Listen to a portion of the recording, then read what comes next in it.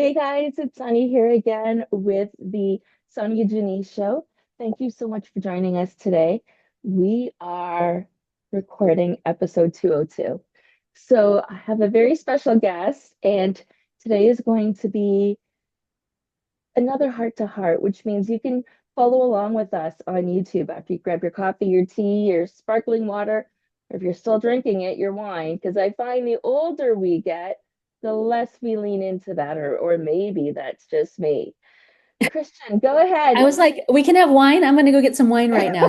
We can go Kidding. get some wine. Um, Go ahead, start lifting us up. Tell us a little bit about who you are. Well, first of all, thank you so much for having me on the show. I really enjoyed listening to the episodes that I heard. I got really inspired by just the frankness of it. And, for me, I was one of the first reproductive acupuncturists in North America, and I worked with tens of thousands of infertile couples. And now we're working on building the first like operating system for women's health. So a virtual, like AI virtual care team to help meet women's needs across their whole reproductive life cycle, starting with age 7, 7 till death, right? Get them ready for their first period and then stay with them until they die. And I'm pretty excited about it. And you and I were talking in the pre-show a little bit about this feeling of always feeling so different. Whether you're neurodivergent or not, like just some people have this feeling like I'm not like everybody else. Like something is like I'm a different species almost, And I definitely had that my whole life. I was just like, I don't understand myself. Other people don't understand me. Like, I can't tell if I'm going to be homeless or win the Nobel Peace Prize. It's like it just doesn't like for us, it doesn't feel. At you, girl. I'm laughing with you. You said it so well. You have no idea if you're going to be homeless or win a Peace Prize. But let me ask you, what does your gut tell you? Oh, I'm definitely winning the Nobel Prize now. Sorry, Yeah, go not the on. Peace I Prize, had but to the Nobel. I mean, interrupt. that's my goal. That's my goal is to win the the Nobel Prize in medicine for two reasons. One, I don't have a lot of ego around any of the work that I do anymore, and I'm not very driven by money, but I am really driven by impact. And what I want to do is be able to prove that we can solve most of the problems that women experience with their bodies and their health for almost nothing. That we can use AI to like really make women the hero of their own health journey by such a tiny investment of both her time, like 10 or 15 minutes a day, and $15 a month. We can give her the tools and resources to completely redesign herself in any way she wants. And I think that if we can do that, we'll make such an impact on not only the current lives of women, the lives of, the health of women when they get pregnant, which changes the health of their offspring, right? So we make a generational impact. That's all stuff that gets me pretty excited. I can see why because well, and let's share some of the background to the audience with our audience here because my audience might not be as familiar, but most recently it was discovered, and a lot of healthcare professionals know this, but because it wasn't officially documented or everything was moved forward with it, it just kind of sat in limbo over here. But it was recently medically determined that none of the advice or proper health solutions or even the breakdown of the ailments were meant for a female. They were just meant for a smaller version of a man, is how they worked around that. You know what they even said? They said when they asked them, like, why didn't you include women in any of these studies? Mostly this is around pharmaceutical studies. They're like, because their periods make it so confusing. Yeah. That's exactly why you should only do it on women and extrapolate to men because they're not so confusing, right? Yeah. My mentor, this is really funny, and I love men. I'm not a man hater or anything, but my mentor used to always say, she said, women's bodies are extremely complex. She's like, men's bodies are extremely straightforward. She's like, in fact, men are kind of like those little wooden triangles that hold the door open. They're very Mm. simple. They have one function. They're very good at it. They can stand solid, keep that door open. And girls, women, we're all over the place. Like we have so many operating systems happening inside of us. Yeah, we do. And learning about that and owning that. And it sounds like there's an opportunity to grow by being guided by the platforms that you're working towards. So the platform helps them grow into the next level of themselves. Well, what the platform does is that I think that my goal for myself and for people that I get to have the privilege of working with is to help them to be free, to help them to unshackle themselves from anything that's holding themselves back from whatever they want and from their most amazing expression of themselves. And when you think about it, we have, 1 in 5 women can't get pregnant. 80% of women have life-interrupting menstrual pain and PMS. And I'm like, well, those things are actually pretty easy to fix.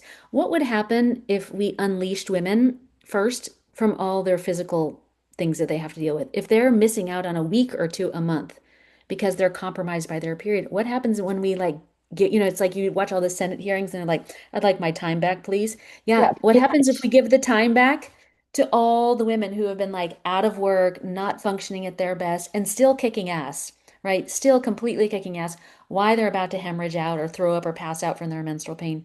What happens in society when women are free from those kinds of constraints? Then we get to start adding more freedoms. What about freedom in communication, freedom through language, freedom through finance, freedom through environment, freedom through negotiations, all those places. So in the conceivable operating system, just as we're standing up with for infertility, and at the same time, what runs the fertility version of it will run all the other experiences from first period all the way through postmenopause.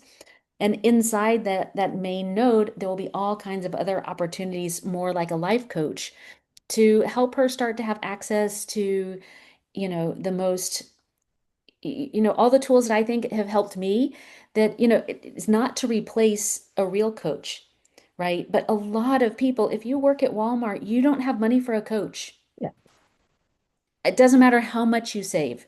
You yeah. don't have $200 a week for a coach, right? So how do we meet the needs now so that then we get them feeling better, we give them more empowered, then they work more money, then they use a real coach, right? Or they use it as a compliment.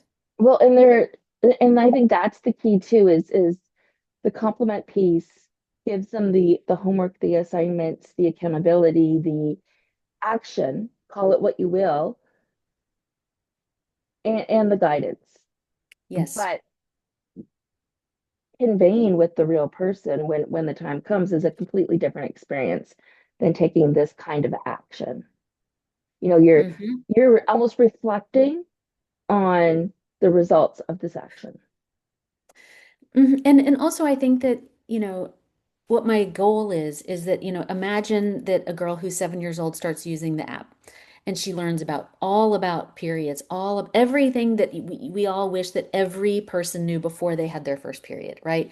And we flood them with body positivity.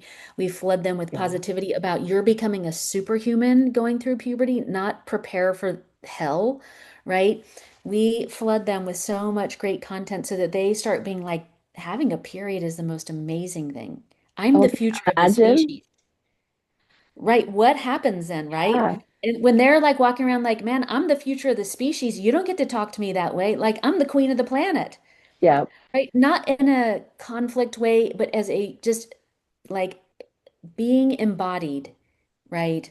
And accepting and loving, right? What their body has given them. And it sounds like it's teaching them a different way of loving themselves. Yes. Well, and also not hating themselves, right? Well, yes, yes, because they're so influenced. I mean, we're so influenced at every age, but they're so influenced at that age. I wanted to extend that we are still influenced at any age. It doesn't matter how old we are. Um, that doesn't really go away. We just get better at hiding it or making it seem like it doesn't matter. Yeah, or yeah, and I think the older that we get, we've just been programmed over like the message. You're not fill in the blank, you're not smart enough, cute enough, Yeah. skinny enough, whatever. You just get that message from yourself.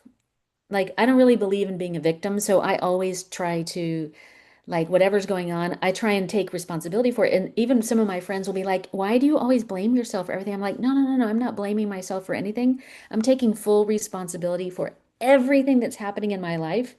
That way I own all the power. If I take responsibility for the whole thing, well, either I can do something different and I can be like, well, I tried to do something different that may or may not work, or I can do nothing and be like, well, I keep getting fatter, but I keep eating chocolate cake. And it is my fault because I love chocolate cake and I haven't made it a big enough priority to stop eating it or whatever. You know what I or mean? whatever it is. Yeah. Yeah. Whatever. And what this is bringing back to me are those third party comments that show up in those delicate years. Um, but let's fast forward to the perimenopause stage. How does this talk to this generation? In the exact same way, right? First of all, you start, I do a TikTok live almost every day, and a lot of people will say, like, are my symptoms coming from perimenopause? And I was like, and they're like, I don't, I can't tell. I'm like, well, how old are you? I'm 38 years old. And it's like, you definitely are in perimenopause. Like, everybody starts perimenopause around 35. That doesn't mean, it's not like you're in perimenopause. Just think of perimenopause as reverse puberty. So if you think back to when you're like 8 years old, maybe you had a little bit of discharge for a year or more. Or maybe maybe nothing was happening with your boobs, but they were just starting to feel sore sometimes. This is the reverse is happening. The hormones are now, instead of ramping up towards menstruation, they're just starting to ramp down. But there's so much, first of all, just like periods, menopause has been really villainized, really villainized, because there's no support. There's not very much Yeah. resources. They get a lot of mixed information, right? And people want to talk about menopause even less than they want to talk about periods. Right? So what we want to do is we want to be giving them in the 30s. We want to start just gently start a little bit of content about menopause and what to be looking for and what are your early things that you want to start addressing before you're having 100 hot flashes a night. Right? I'm all about personalization and prevention. How do we figure out what are the subclinical factors that are likely to be impactful for this person? So like in Chinese medicine, they have a diagnosis of the yin deficiency, fluid deficiency. And these people are going to have a harder time in perimenopause often because already the estrogen is declined or the fluids have declined. So in the years prior to 35, if we can start figuring out why isn't there enough fluid or like why can't she hold on to fluids, right? Sometimes we're dry actually because of our temperatures are too low, Mm, right? When temperatures are really low, we drink water. And this is like the subclinical hypothyroidism. Like they drink water. This is me too. I drink a big thing of water and literally in 5 minutes, I go pee all of it out, but I'm still okay. thirsty. Okay. It takes a little bit of heat to vaporize the fluids into the cells, right? Otherwise, it just pours back out. Those people like have loose stools and things like that. So the things that we can work Got on it. before menopause comes helps you to have a more harmonious. I don't want to say easier or worse. I want to say more harmonious. So that, I mean, again, for a lot of people that may not be unclear, maybe unclear with where we're going with this, with the different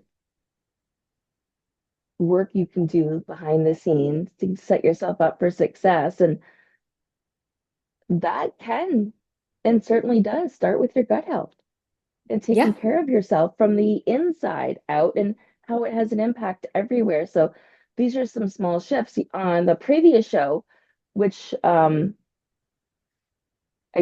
episode number 201, I talked about how, especially women who are neurodivergent, they're always looking for dopamine because they don't have enough of it.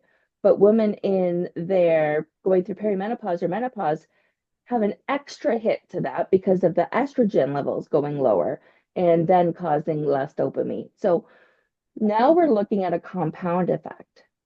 And this too, even if we worked on this part beforehand, now you're dealing with just one of the two. So combined, it's nasty. Yeah. And I don't mean it, any part of you. I mean the whole experience The of experience. of the heaviness that comes with this part of life as you're really juggling a lot more than what you did when you first became a woman. Yeah. So you're going through the hardest time of your life, physically, mentally, emotionally. there's so many tricks that are your body's playing on you, your mind, body, and soul. Literally, you're facing demons every time you turn around because you're just so uncertain of everything. Hmm. Um, so let's talk about some strategies. How would you recommend somebody, like, who is the right person for you? Talk about your avatar. Well, in our current iteration of the work that we're doing with Conceivable, we're straight fertility right now. If you're a person who has any period problems, if you're going through perimenopause, if you don't mind just listening to a little bit of fertility talk, the app, you can use the app, right? Because in Chinese medicine, we're never treating anything, we're always treating everything. So that's why the main app can go between all of these different journeys for women because it's never treating PCOS, it's never treating perimenopause, it's never treating hot flashes, it's treating the whole presentation of that woman. That's her symptoms, that's her environment, that's her mind, that's her exercise, that's what she eats, that's how she lives.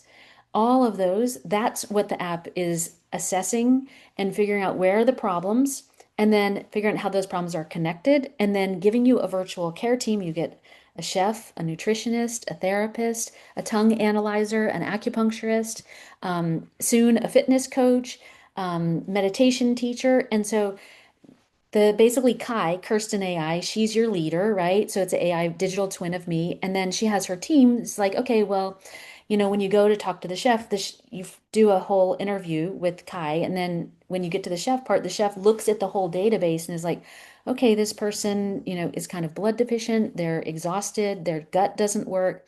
They're super stressed, blah, blah, blah, blah, blah. And then it starts making a plan. It tells the chef, okay, she needs more iron-rich foods and B12 foods and a little bit more protein, fiber, and fat. Let's try to like get her blood sugar a little stable. And so then she makes those menu plans for that. And what's really important about the experience is like tracking has not been shown, like using any kind of fertility period tracker has not been shown to change the incomes and outcomes. They only give you data. And in fact, I think they're incredibly stress producing. Like if you use the Aura ring and you'll see like, oh, I got 10,000 steps and my sleep score was low and blah, blah, blah. Or I use the Anato monitor and my PGD, which is a kind of progesterone, is 16.4.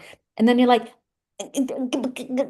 what does that mean? And what do I do with that? Well, yeah, you're getting half the information.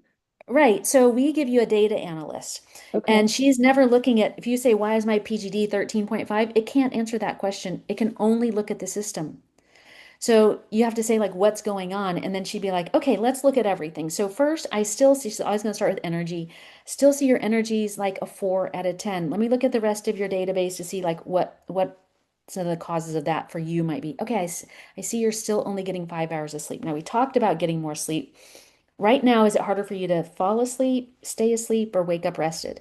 Maybe she says, I can't fall asleep. Okay. So then she thinks, okay, she looks back at the database, what are the underlying reasons which might make it hard for her to stay asleep, clinically or behaviorally?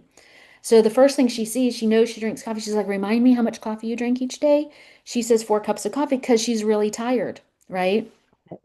And she says, okay, when do you have those cups? I have two in the morning and two at 4 o'clock in the afternoon. Okay, so she says, well, this is probably why you're not falling asleep. I know you're tired. Let's come up with some strategies of what we can do instead to give you a little bit of extra energy and slowly reduce the caffeine because you don't want to go cold turkey, right? Go 25 decaf, 75 caf for a couple of weeks. You don't need to do anything hardcore here. Be more gentle to your body.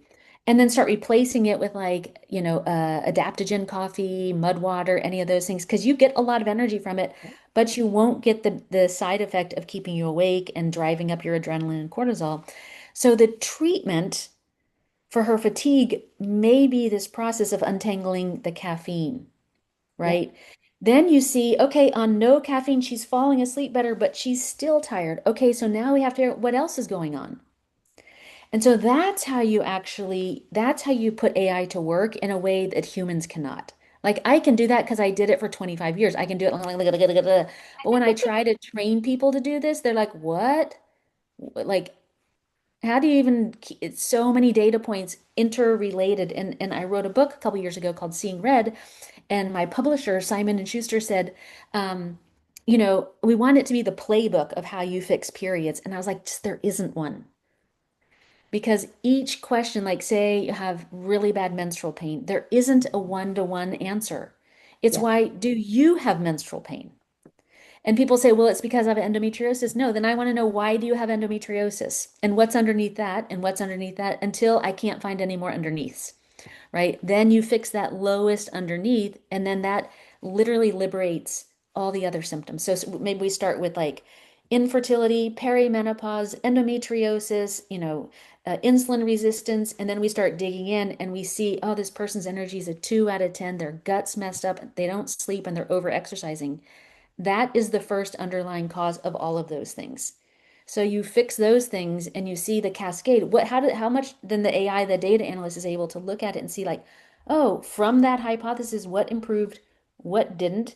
It checks back in with her. It makes a new plan. It learns from her because it says, oh, I had a guess that this would work for this. Did she do it or not? And how effective was it? And if she didn't do it, I need to interview her to find out why she didn't do it so I can learn from her so I can give the next person a better recommendation. Mm. That's what women deserve. 100%. It's like I'm listening to you, and it's like, yes, their bodies will transform. And not just on the physical landscape. So we age quicker than we think. And I mean, literally, we get older quicker than we realize. All of a sudden you're Hmm. celebrating your 50th, right? And you're like, what happens? And we don't put these practices or this work in place until there is a red flag moment.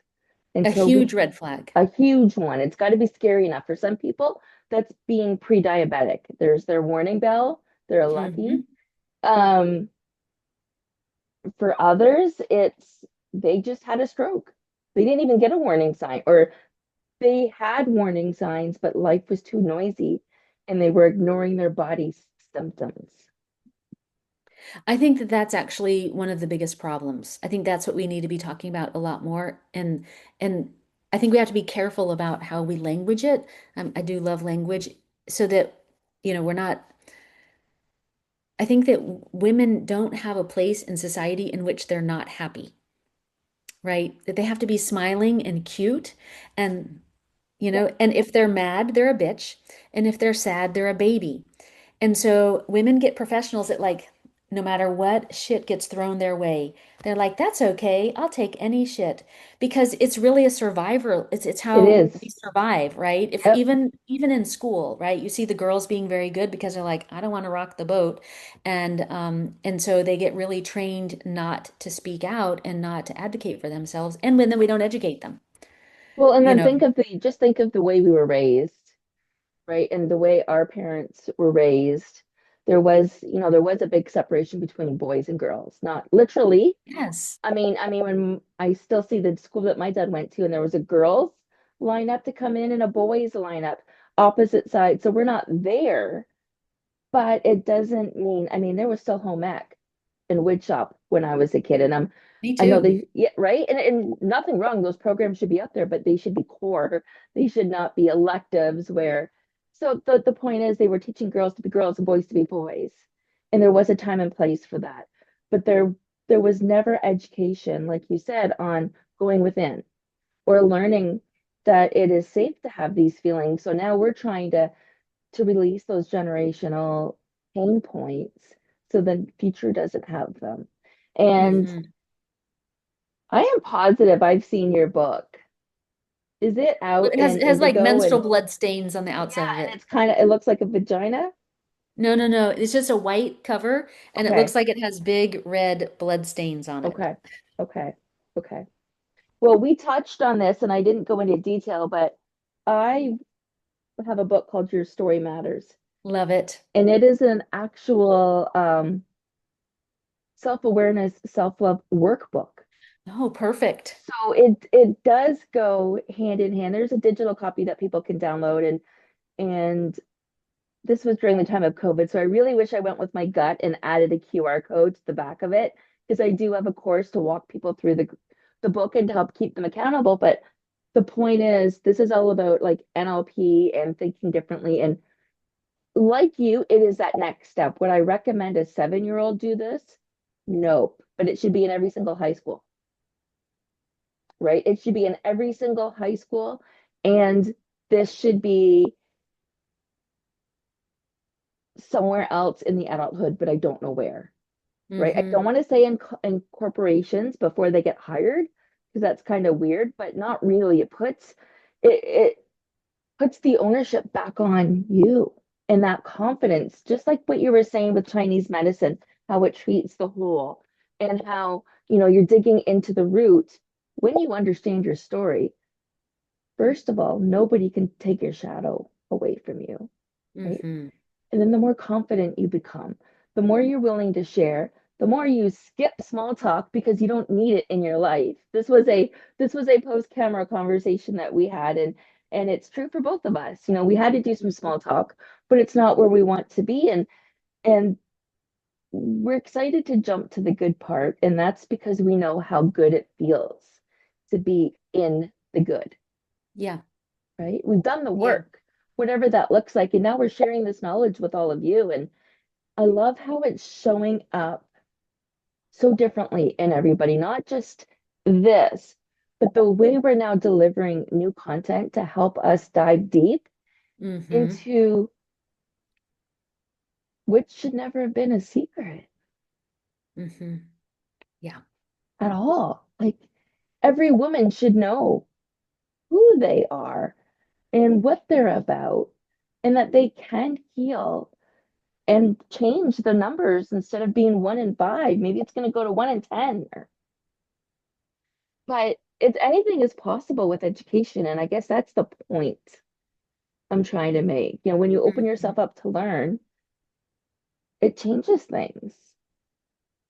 And And when even I even like to say to discover, because sometimes if people didn't have a good experience in school, sometimes when we say like open it up to learn, they're like, oh, I hated school, you know?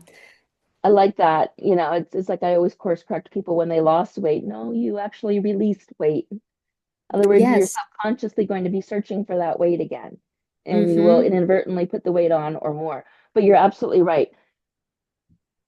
I mean, I'm not going to unpack my story, but yes, based on my high school experience, I would say I hate learning, but based in my real life adulthood experience, I love it. I love Yeah. being a geek. I love digging into information and diving really deep, um, and getting lost in my own world. And that comes across with the fact that we write books and share information. And I too go live on TikTok every day. So it sounds like our audience has so many tools and tips and resources. If all they do is follow us, they're in good hands.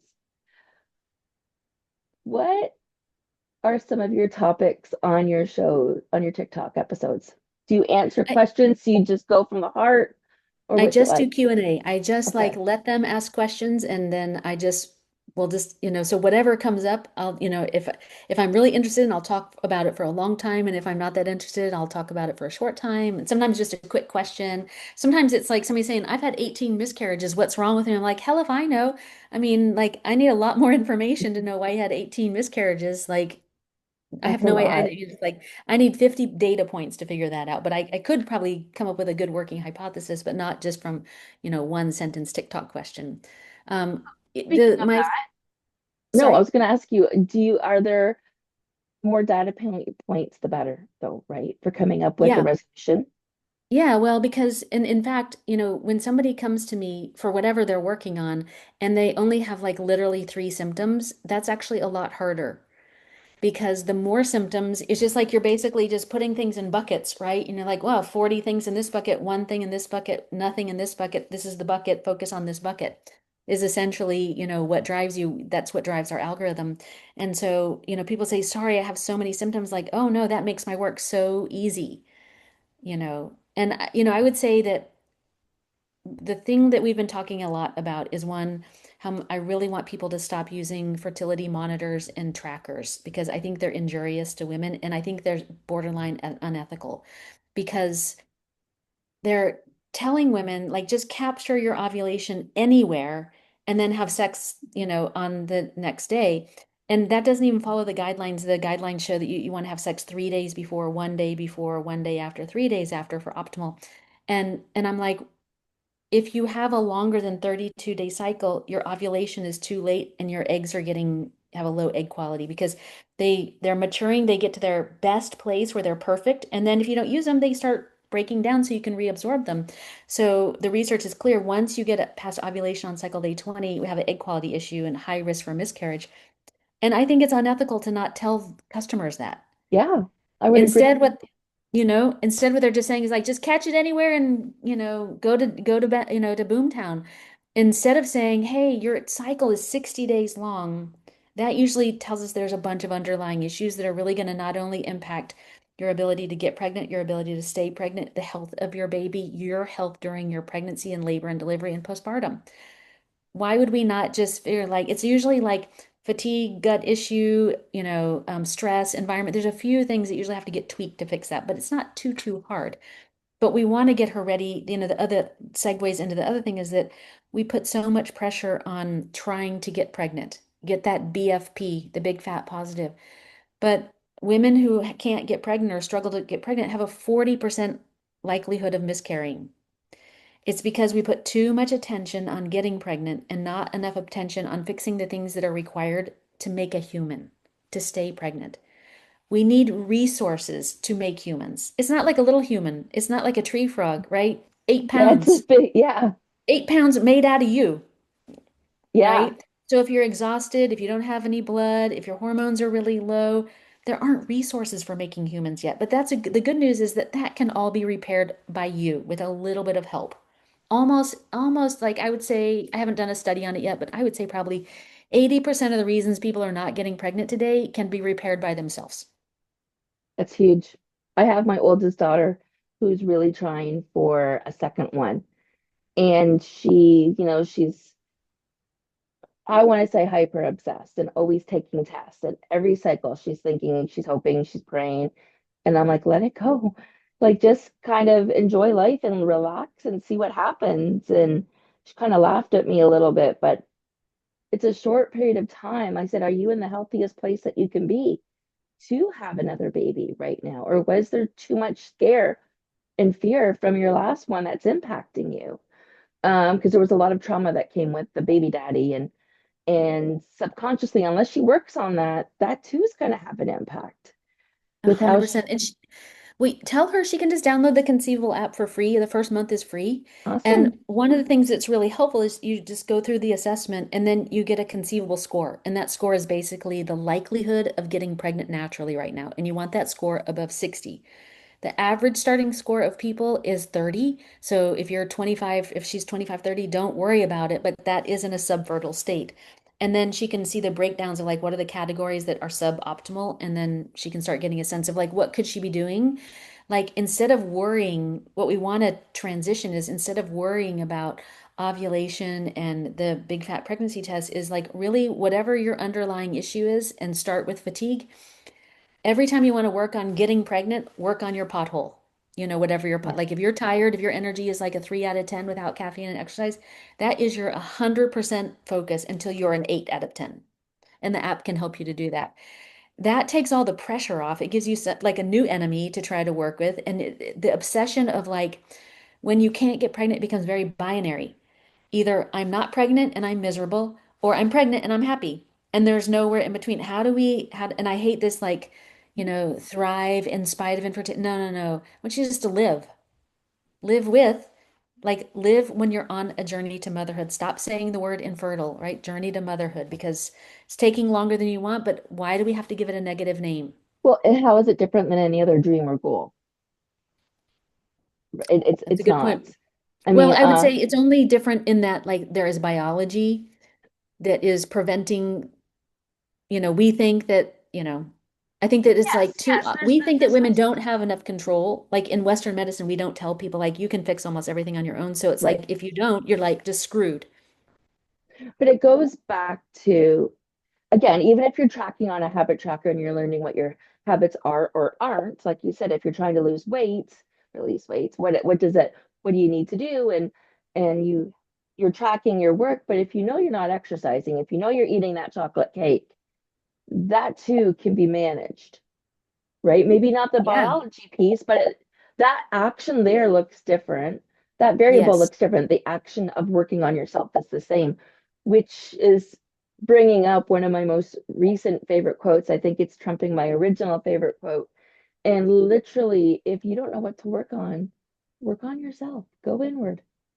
And this is another solid proof of how important it is to focus on you no matter what stage and age. This isn't something that and again, this is a common mistake, and I'm sure you see this in your industry specifically as well, where they work with you for a period of time and then they think they don't need you anymore, or they don't need the resources anymore. Where in reality, this isn't a start, stop. Even with you, like you said, once they're pregnant, there's so much more to the journey. Staying pregnant, recovering from, postpartum, getting ready for perimenopause, all of that. All of that, so much at our fingertips these days. And you said the app is called Conceivable? Yep, you can just go to the App Store and download Conceivable with Kai, or you can check it out from our website, conceivable.com. Perfect. Perfect. Is there anything else you would like to share with our audience today? I think the last thing that I would like to just share is just remember if you're working on feeling better for whatever reason, start with asking yourself the question on a 1 to 10, if I didn't have any caffeine or exercise for 2 whole days, what would my energy be? And that number should be your North Star. Because if it's not 8 or above, then either you're not getting nourished from the food that you're eating, right? Either what you're eating isn't appropriate for you, or you're not digesting it properly, absorbing it, or you're over exercising, you're too anxious and that's burning through too much resources, or we have a sleep issue, or a combination of all of those things. But until we start being able to make, conserve, and restore energy, everything else you do is really hard.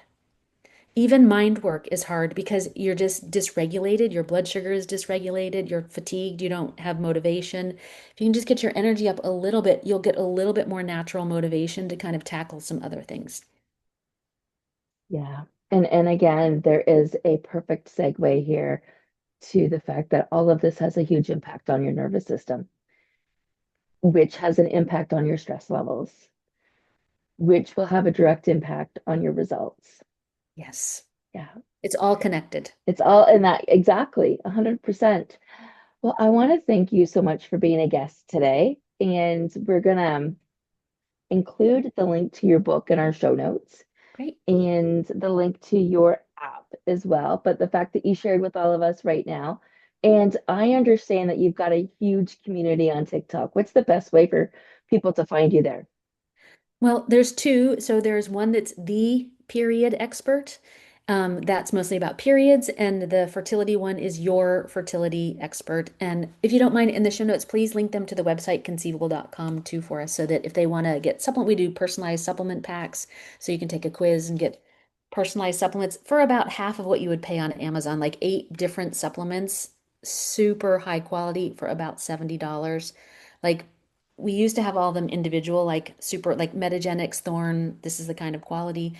And one bottle was $71. Mm, It was just too expensive. And we weren't actually making much margin on that. It was still just like when you buy really high quality products, if you don't have enough volume, it's really expensive. And we just found a new manufacturer who has a lot more reach than we do and was able to help us make these personalized packs for exactly what you need, nothing else, right dose, packaged for you, no plastic, shipped to you once a month, and you just take it out, makes it so easy. And the most important part, like ultra high quality, but at the same time, like crazy affordable. In fact, we had to raise the prices. I'm going to just be honest about it.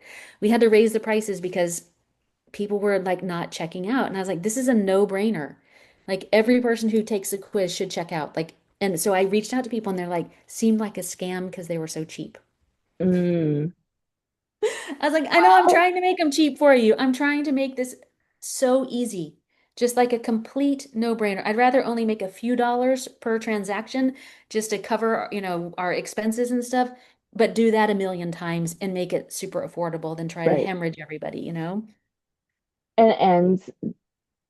again, I want to stress to everybody, you do not need to be in the midst of a fertility journey to optimize this. Yes. And once your gut health is fixed, so many other problems are fixed. Mm-hmm. Mm-hmm. Um, True. you see, and without them being high quality, so if you just bought normal supplements, you're peeing most of them out without absorbing them. You So are it's just a waste literally of money. wasting your money. Is it Yeah, like throw them? I just tell people like throw them in the trash. Well, actually, say what I say is to return them because most supplement companies have a 30-day money back guarantee. If they don't, that's another red flag that I wouldn't, partake in that. If you tried to send that back and get people send me like one prenatal leptin thing, like I didn't like them. I'm like, all right, well, I got the happiness guarantee, so I got to do it. But just return it. They're garbage. They're complete garbage. And if you're really curious, go on Alibaba and type in your brand name, and you might be able to see the brand that you're taking and what the brand is paying for it. Like interesting. like there's one like Au Natural Concept Prenatal. I think it's $36. Their price on Alibaba is 8 cents a bottle. 8 cents. Wow. That's what it has to be to sell something for $30 retail and in a store. Your price has to be about 5% of what the because like you pay $5 or you pay $1 for it, then you sell it to Target for whatever margin you need, and then Target is going to double that price again. And Yeah. so to get to $30, you got to reverse engineer it. Just like our health right here, right now. Thank you so much for your time today. You're welcome. Thanks for having me. I appreciate it. It's a real It was pleasure. a blessing, and I know our audience is going to take away so much from this. So, if you guys have any questions for either one of us, please feel free to reach out. You're going to have all of our contact information in the show notes. And until next time, my friends, have a great day. Take care.